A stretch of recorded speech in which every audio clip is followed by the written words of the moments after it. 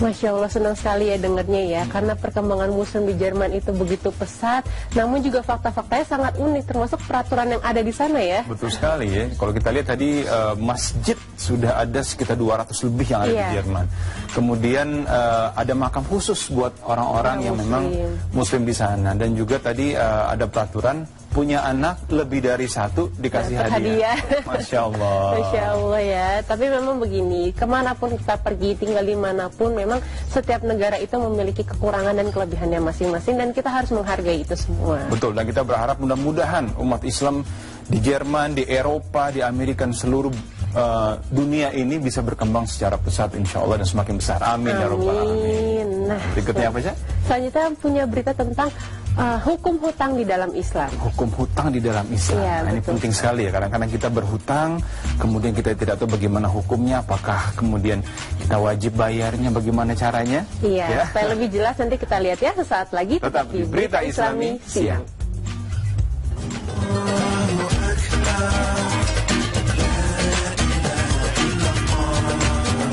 Hutang dalam Islam.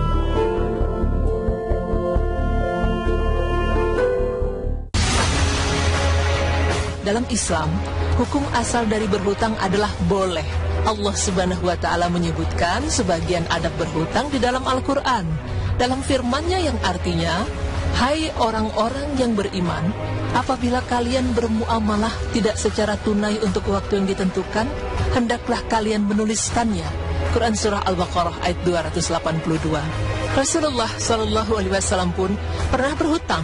Di akhir hayat beliau masih memiliki hutang kepada seorang Yahudi, dan hutang beliau dibayarkan dengan baju besi yang digadaikan kepada orang tersebut. Diriwayatkan dari Aisyah radhiyallahu anha bahwasanya dia berkata, Nabi Muhammad SAW membeli makanan dari seorang Yahudi dengan tidak tunai. Kemudian beliau menggadaikan baju besinya. Hadis riwayat Al-Bukhari 2200. Meskipun dibolehkan, bukan berarti kita bebas berhutang tanpa ada aturannya. Karena Islam telah mengatur sedemikian rupa mengenai perihal hutang piutang. Di antaranya, hutang tidak boleh mendatangkan keuntungan bagi si pemberi hutang. Kaidah fikih berbunyi, setiap hutang yang membawa keuntungan, maka hukumnya riba. Hal ini terjadi jika salah satunya mensyaratkan atau menjanjikan penambahan. Sedangkan menambah setelah pembayaran merupakan tabiat orang yang mulia, sifat asli orang dermawan dan akhlak orang yang mengerti membalas budi. Syekh Salih Al-Fauzan Hafizahullah berkata, hendaklah diketahui tambahan yang terlarang untuk mengambilnya dalam hutang adalah tambahan yang disyaratkan. Misalnya, seperti seseorang mengatakan, saya beri Anda hutang dengan syarat dikembalikan dengan tambahan sekian, atau dengan syarat Anda berikan rumah atau toko, atau Anda hadiahkan kepada saya sesuatu, atau juga dengan tidak dilafazkan, tetapi ada keinginan untuk ditambah atau mengharapkan tambahan, maka inilah yang terlarang.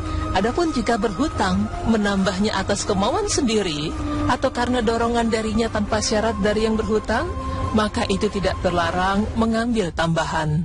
Berhutang juga harus dengan niat baik. Jika seseorang berhutang dengan tujuan buruk, maka dia telah zolim dan melakukan dosa. Di antara tujuan buruk tersebut seperti berhutang untuk menutupi hutang yang tidak terbayar, berhutang untuk sekedar bersenang-senang, serta berhutang dengan niat meminta. Karena biasanya jika meminta tidak diberi, maka digunakan istilah hutang agar mau memberi. Hutang juga tidak boleh disertai dengan jual beli. Rasulullah SAW telah melarangnya karena ditakutkan dari transaksi ini mengandung unsur riba. Seperti seseorang yang meminjam pinjaman karena takut riba, maka kiranya dia jatuh pula ke dalam riba. Dengan melakukan transaksi jual beli kepada yang meminjamkan dengan harga lebih mahal dari biasanya. Adab berhutang selanjutnya adalah wajib membayar hutang. Ini merupakan peringatan bagi orang yang berhutang. Ia semestinya memperhatikan kewajiban untuk melunasinya, karena Allah Subhanahu wa Ta'ala memerintahkan agar kita menunaikan amanah. Hutang merupakan amanah di pundak penghutang yang baru tertunaikan atau terlunaskan dengan membayarnya. Jika terjadi keterlambatan karena kesulitan keuangan, hendaklah orang yang berhutang memberitahukan kepada orang yang memberikan pinjaman. Karena hal ini termasuk bagian dari menunaikan hak yang menghutangkan. Janganlah berdiam diri atau lari dari si pemberi pinjaman, karena akan memperparah keadaan dan merubah hutang yang awalnya sebagai wujud kasih sayang berubah menjadi permusuhan dan perpecahan.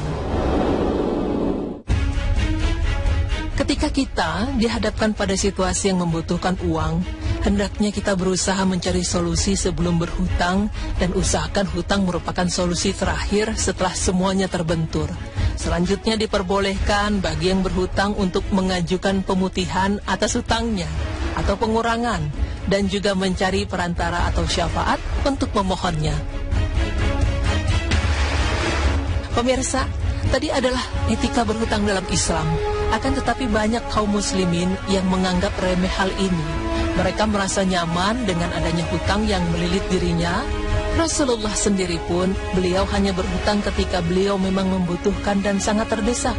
Bahkan Rasulullah sangat takut berhutang dan sangat takut jika hal tersebut menjadi kebiasaannya. Mengapa demikian? Diriwayatkan dari Aisyah radhiyallahu anha bahwasanya dia mengabarkan bahwa dulu Rasulullah sering berdoa dalam sholatnya. Ya Allah, sesungguhnya aku berlindung kepadamu dari azab kubur, dari fitnah Al-Masih Ad-Dajjal, dan dari fitnah kehidupan dan fitnah kematian. Ya Allah, sesungguhnya aku berlindung kepadamu dari hal-hal yang menyebabkan dosa dan dari berhutang.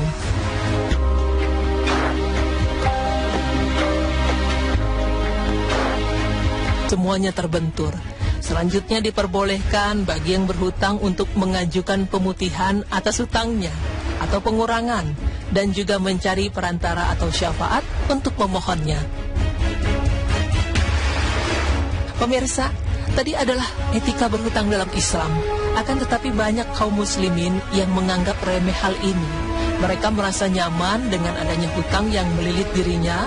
Rasulullah sendiri pun, beliau hanya berhutang ketika beliau memang membutuhkan dan sangat terdesak. Bahkan Rasulullah sangat takut berhutang dan sangat takut jika hal tersebut menjadi kebiasaannya. Mengapa demikian? Diriwayatkan dari Aisyah radhiyallahu anha bahwasanya dia mengabarkan bahwa dulu Rasulullah sering berdoa dalam sholatnya. Ya Allah, sesungguhnya aku berlindung kepadamu dari azab kubur, dari fitnah Al-Masih Ad-Dajjal, dan dari fitnah kehidupan dan fitnah kematian. Ya Allah, sesungguhnya aku berlindung kepadamu dari hal-hal yang menyebabkan dosa dan dari berhutang.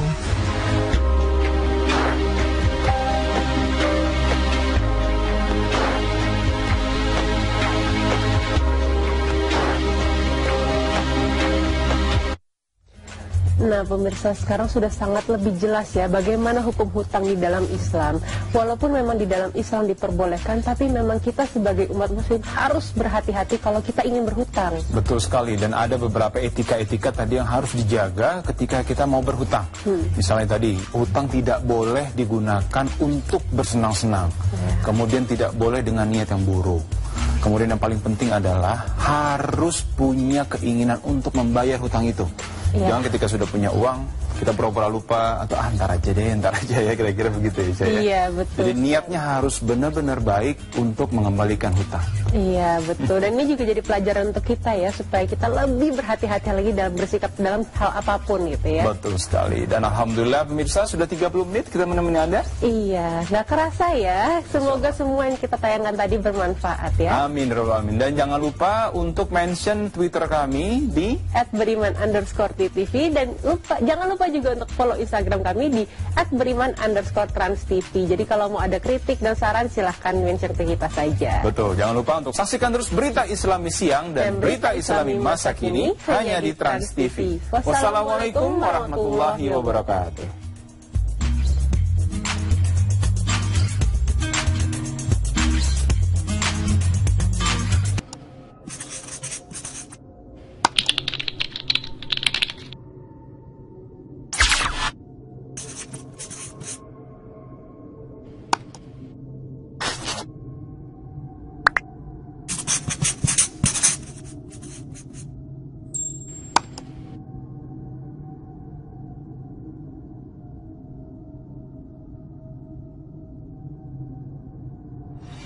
Selanjutnya yang artinya, hai orang-orang yang beriman, apabila kalian bermuamalah tidak secara tunai untuk waktu yang ditentukan, hendaklah kalian menuliskannya. Quran Surah Al-Baqarah ayat 282. Rasulullah SAW pun pernah berhutang. Di akhir hayat beliau masih memiliki hutang kepada seorang Yahudi, dan hutang beliau dibayarkan dengan baju besi yang digadaikan kepada orang tersebut. Diriwayatkan dari Aisyah radhiyallahu anha bahwasanya dia berkata, Nabi Muhammad SAW membeli makanan dari seorang Yahudi dengan tidak tunai. Kemudian beliau menggadaikan baju besinya.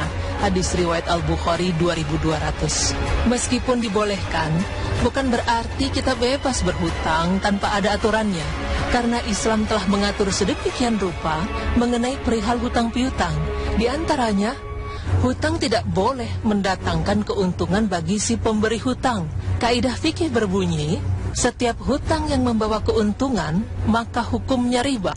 Hal ini terjadi jika salah satunya mensyaratkan atau menjanjikan penambahan.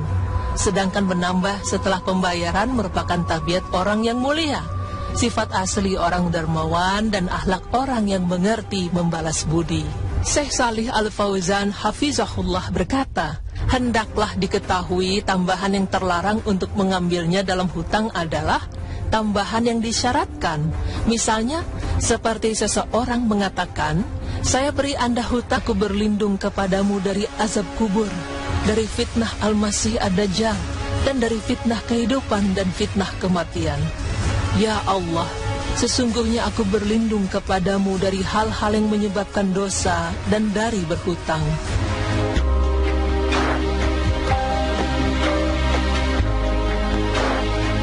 Semuanya terbentur. Selanjutnya diperbolehkan bagi yang berhutang untuk mengajukan pemutihan atas hutangnya atau pengurangan, dan juga mencari perantara atau syafaat untuk memohonnya. Pemirsa, tadi adalah etika berhutang dalam Islam. Akan tetapi banyak kaum muslimin yang menganggap remeh hal ini. Mereka merasa nyaman dengan adanya hutang yang melilit dirinya. Rasulullah sendiri pun, beliau hanya berhutang ketika beliau memang membutuhkan dan sangat terdesak. Bahkan Rasulullah sangat takut berhutang dan sangat takut jika hal tersebut menjadi kebiasaannya. Mengapa demikian? Diriwayatkan dari Aisyah radhiyallahu anha bahwasanya dia mengabarkan bahwa dulu Rasulullah sering berdoa dalam sholatnya. Ya Allah, sesungguhnya aku berlindung kepadamu dari azab kubur, dari fitnah Al-Masih Ad-Dajjal, dan dari fitnah kehidupan dan fitnah kematian. Ya Allah, sesungguhnya aku berlindung kepadamu dari hal-hal yang menyebabkan dosa dan dari berhutang. Hutang yang baru tertunaikan atau terlunaskan dengan membayarnya.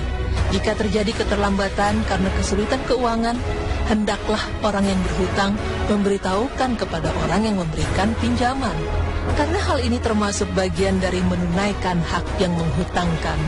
Janganlah berdiam diri atau lari dari si pemberi pinjaman, karena akan memperparah keadaan dan merubah hutang yang awalnya sebagai wujud kasih sayang berubah menjadi permusuhan dan perpecahan.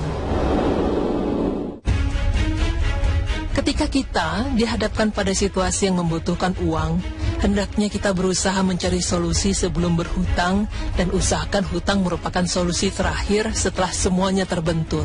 Selanjutnya diperbolehkan bagi yang berhutang untuk mengajukan pemutihan atas hutangnya atau pengurangan, dan juga mencari perantara atau syafaat untuk memohonnya. Pemirsa, tadi adalah etika berhutang dalam Islam.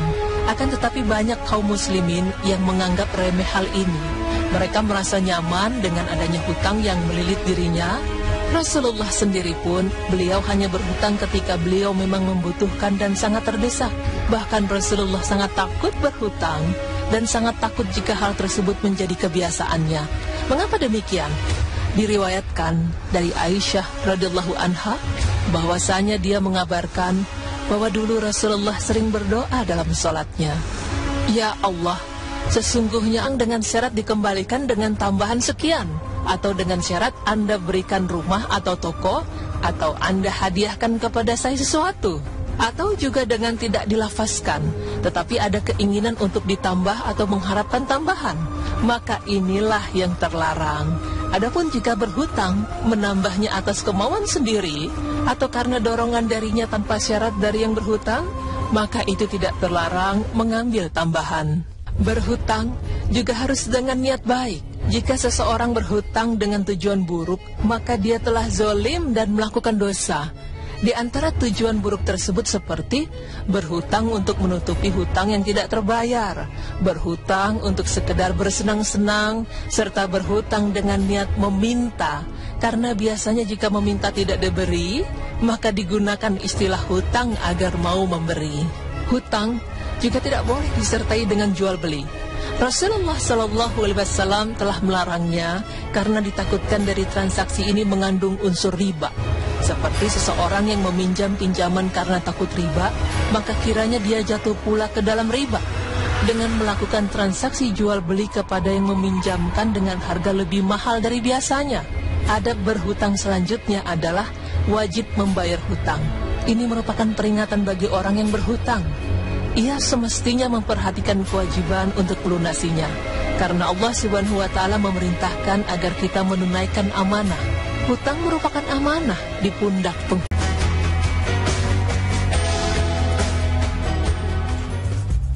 Masya Allah, senang sekali ya dengarnya ya, karena perkembangan Muslim di Jerman itu begitu pesat, namun juga fakta-faktanya sangat unik, termasuk peraturan yang ada di sana ya. Betul sekali ya, kalau kita lihat tadi masjid sudah ada sekitar 200 lebih yang ada di Jerman. Kemudian ada makam khusus buat orang-orang yang memang Muslim di sana, dan juga tadi ada peraturan punya anak lebih dari satu dikasih hadiah. Masya Allah. Masya Allah ya. Tapi memang begini, kemanapun kita pergi, tinggal dimanapun, memang setiap negara itu memiliki kekurangan dan kelebihannya masing-masing, dan kita harus menghargai itu semua. Betul, dan kita berharap mudah-mudahan umat Islam di Jerman, di Eropa, di Amerika, dan seluruh dunia ini bisa berkembang secara pesat insya Allah dan semakin besar. Amin, ya Rabbal Alamin. Nah, berikutnya apa sih? Selanjutnya punya berita tentang hukum hutang di dalam Islam. Hukum hutang di dalam Islam. Ya, nah, ini penting sekali ya. Kadang-kadang kita berhutang, kemudian kita tidak tahu bagaimana hukumnya, apakah kemudian kita wajib bayarnya, bagaimana caranya. Iya, ya. Supaya lebih jelas nanti kita lihat ya sesaat lagi. Tetap di Berita Islami Siang.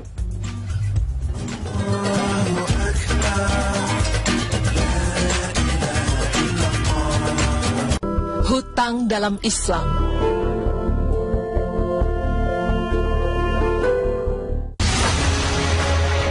Dalam Islam, hukum asal dari berhutang adalah boleh. Allah Subhanahu wa Ta'ala menyebutkan sebagian adab berhutang di dalam Al-Quran. Dalam firman